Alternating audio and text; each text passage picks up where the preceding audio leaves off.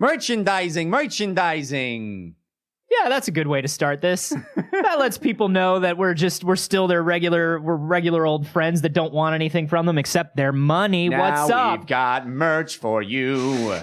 Go to wehaveconcerns.com/shop and check out the new Brock Life t-shirt, Salmon Cannon t-shirt, Jetpack Rescue Squad t-shirt, so many t-shirts.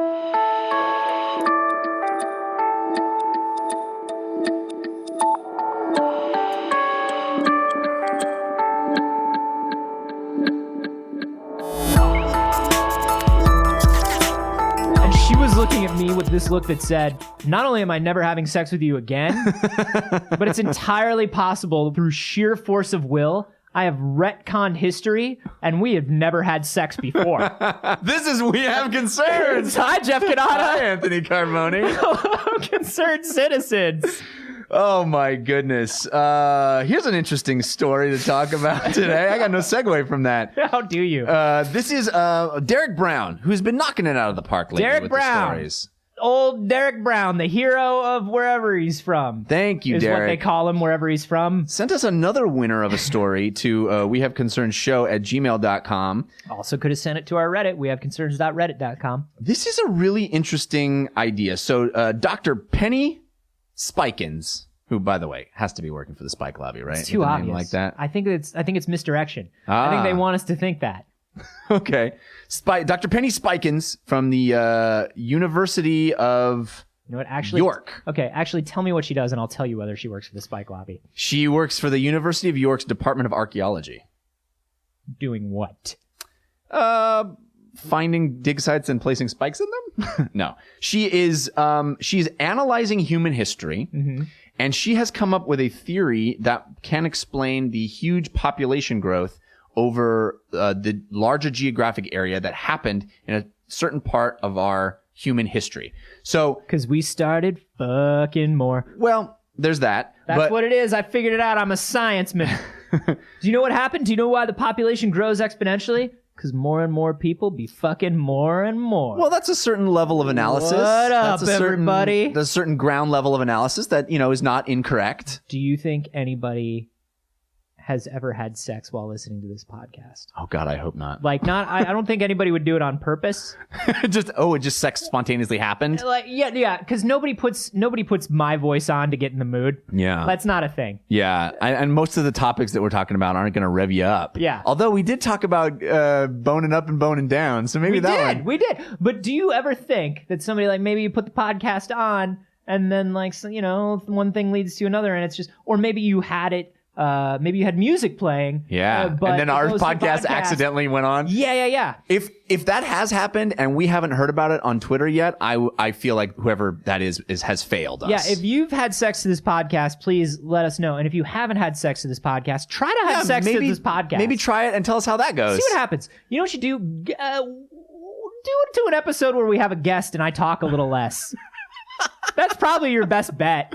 I want to know if they set out to do it, which episode you choose. Yeah. Anyway, Penny Spikins found that humans, the population exploded because of our podcast. No, yeah. People boning to That's it. what she came to. No, so we started in very specific patches of land around the world. We evolved in certain areas that had resources. Fertile Crescent, exactly. Yeah.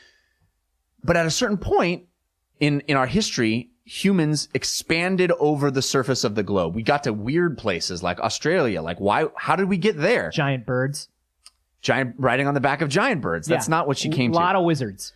What she realized is that what may have actually spurred this expansion, this geographic expanse of the human species, is actually our emotional response to one another, specifically when we're terrible.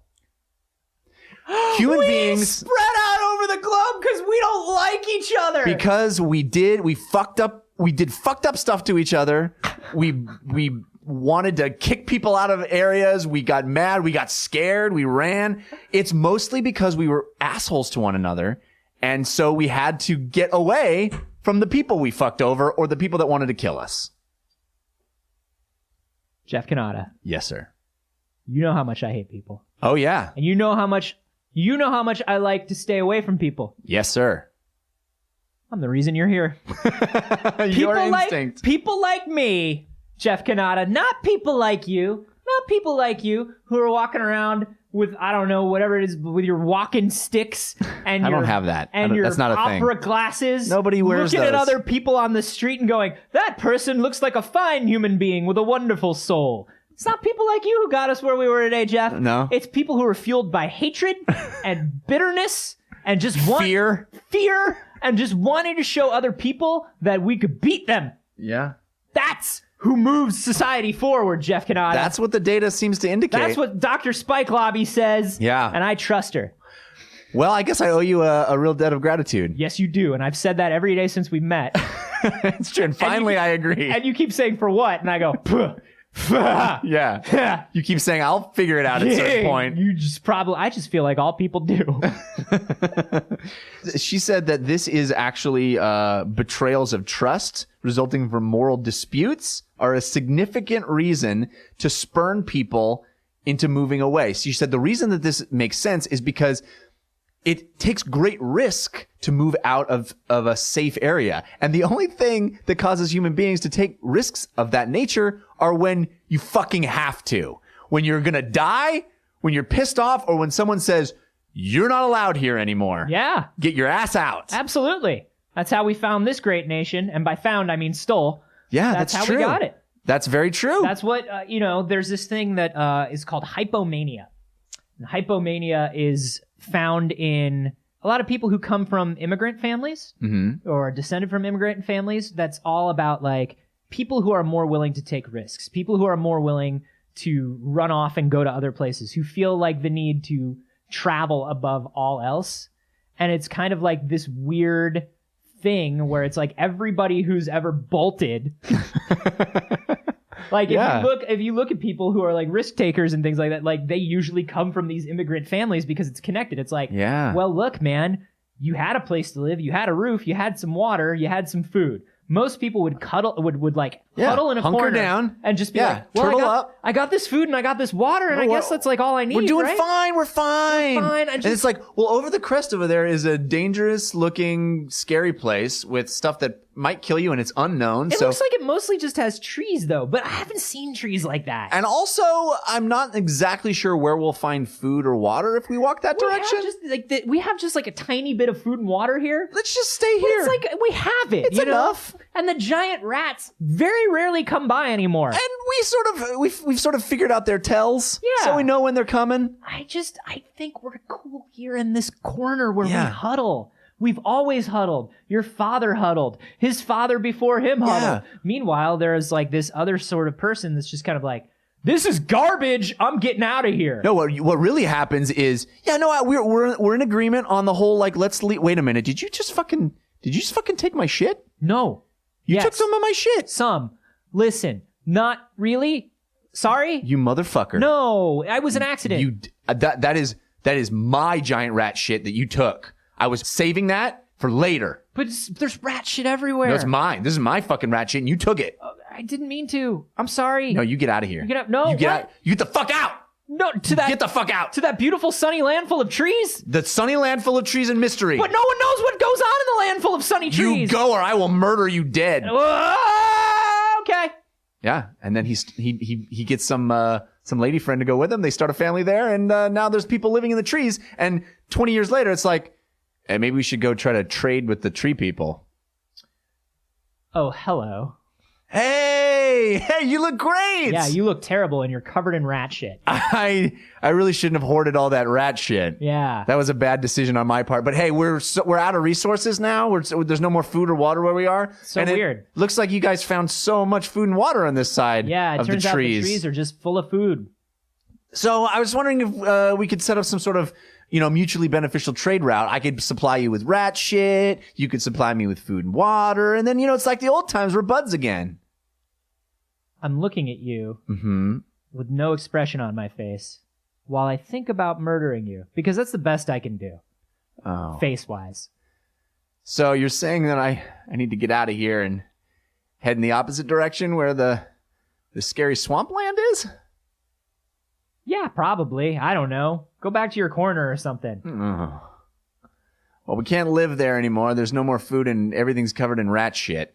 Well, that's kind of on you. The rats don't even shit inside. I know. We brought it all in. Yeah, it was a strange decision. Yeah, we were obsessive about that. Anyway, you got 10 seconds. I'm out of here.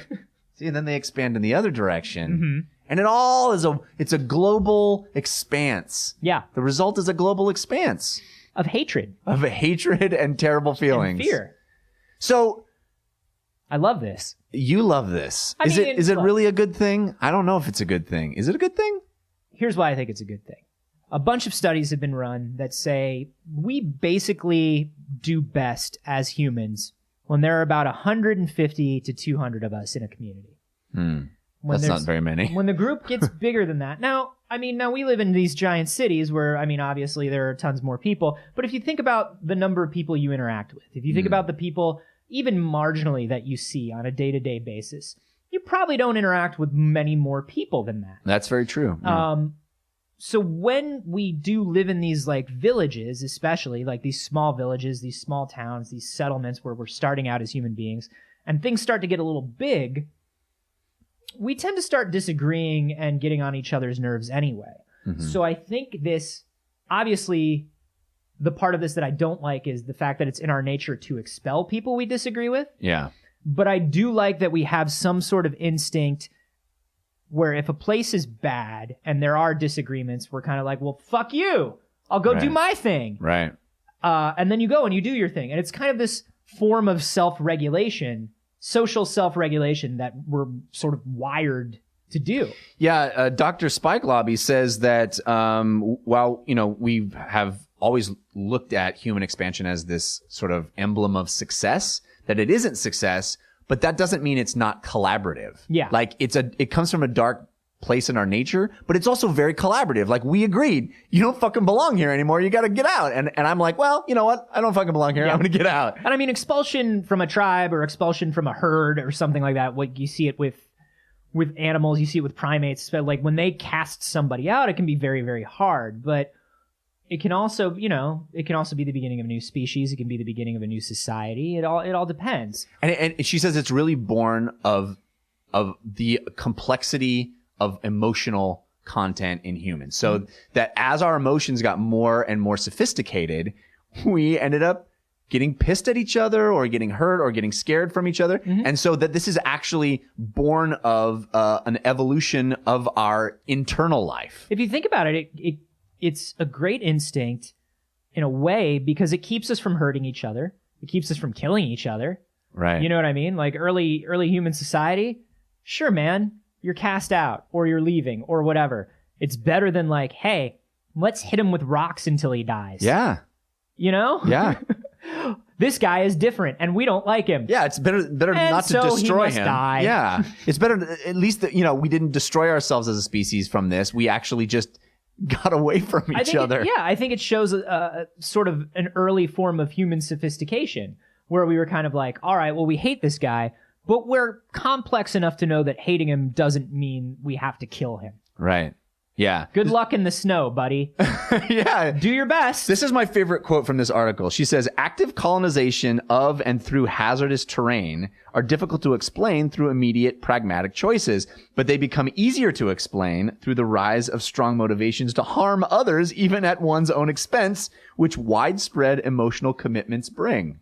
So it's basically saying, like, as we started to love one another and like things and get attached to our families, people would piss us off. Yeah. And that's the only reason that we ventured outside our comfort zones. I love it. It makes a lot of sense. It does make a lot of sense. I think it's cool. I think, it's cool. It's easy to sort of look at the top level headline of this and be like, oh no, things come from such a dark place. But those instincts are so naturally tied to the most positive stuff about us that, right. I don't know, saying it comes from a dark place is the easier headline, but saying it comes from emotional complexity is probably a better way to say it. Yeah. And we don't, here's my thing. Back then we had disagreements over like, listen, we got to figure out how to best get food, store food, keep food. We got to figure out, what our beliefs are about laws. We have like, especially in America right now, like we got so little, like the average person has so little to argue about. Right. Like now we're going to, we invent things. I feel like, yeah, exactly. Now I feel like we're taking that instinct and it's just like, Fuck that guy. I don't talk to that guy anymore. That guy likes Zack Snyder movies. Oh, Zack Snyder movies? God damn that guy. I hope he never comes around here anymore. I want to beat him to death with a stone because he loved Sucker Punch. Yeah. Well, he's an idiot. He's an idiot. Man of Steel is demonstrably terrible. And let's not ever let this guy hang out with us again. I'm sending you into the woods. Into the Woods is the comic shop down the street. Yeah. You never come to this comic shop step foot in anymore. this comic shop again. Into the Woods is a decent shop. You'll like it. Guys, but Into the Woods is it's got a lot of people there, and I don't know. It's a little scary for me. I never met any of those people. I don't know if they're gonna have the same discounts. You remind us again about how you feel about Jared Leto's cover of Empire magazine. Oh, it's brilliant, man. Get the fuck out! Yeah, get the fuck out! I will kill you to death. Fring. Hey, I'm new to this store. I just wanted to set up a pull list, and All right, what's your name? my name is Gordon. Gordon, and what do you want to put on your list, buddy? Well, all the DC titles. Really, I'm a big fan of the DC cinematic universe that Zack Snyder's putting together. So, I just want. Gordon? Yeah. You're all right. Really? Yeah, man. Wow. Yeah. I think I found a new home here. Yeah, why don't you come on back and play some Warhammer with us? Oh, fuck Warhammer! What? Fuck you! Fuck you! The only thing that worries me about this is this, that we know too much about Warhammer? Yeah, we do. That this creates people that what's the word I'm looking for? People place themselves into exile? Is that what you're looking for? Well, we create pockets of people that are only like-minded. We don't want to interact with people that challenge our beliefs. And I think we see a lot of that happening in this country where, geographically there are pockets of people that only believe the same things. And we sort of self-segregate is the word I was looking for. We have these instincts and we don't really have life situations on a day-to-day basis anymore that make these instincts applicable. But they still need to act themselves out, right? Yeah. These are mental muscles that need to work themselves. And you do see it a lot. You see it a lot online where you find that one person's Twitter is different than another person's Twitter. Yeah. One person's Facebook is different than another person's Facebook because we're following people who are exactly like us. Yeah. Because it's the easiest thing to do.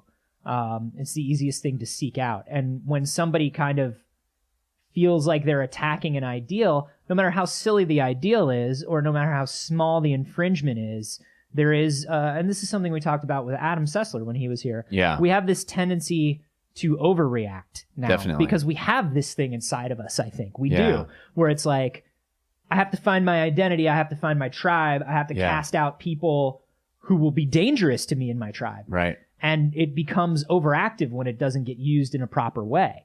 Yeah, and I think that in modern society, I think we have to fight against that in a certain sense in order to get along. This is why we need to bring back the most dangerous game. One human. We pick one human. Maybe they volunteer, and their family is taken care of for the rest of their lives. Okay, one person volunteers. We take like a tribute, some sort of tribute, like a tribute, if you will. And then that person's family is given like a ton of money. Yeah, they're like a year. representative of their part of the community. Yeah. And then the rest of the community, like their city. Yeah. And then everybody else gets to hunt those people. Do they get to defend themselves in any way? Like, is there a series of weapons? Maybe there's like a domed arena where they could do this in.